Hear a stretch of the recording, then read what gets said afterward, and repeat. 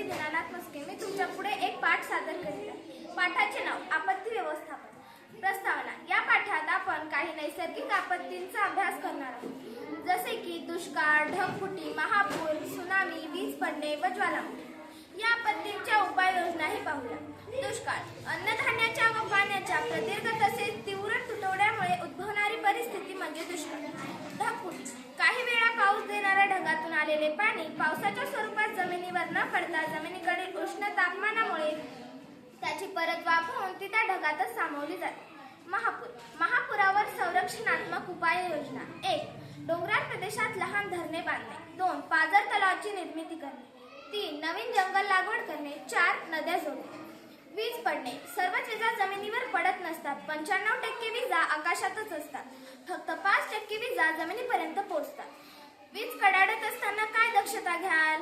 मैदानात झाडाखाली उभे राहू नका, तसेच उंच ठिकाणी झाडावर चढू नका.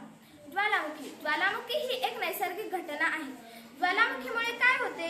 ज्वालामुखीतून बाहेर पडणारी राख आणि वायू यामुळे वातावरण प्रदूषित होते. त्सुनामी. जमिनीप्रमाणेच सागराच्या तळाशी भूकंप व ज्वालामुखीचे उद्रेक होतात. त्सुनामीचे विघातक परिणाम. जीवित व वित्तहानी मोठ्या प्रमाणावर होते. धन्यवाद.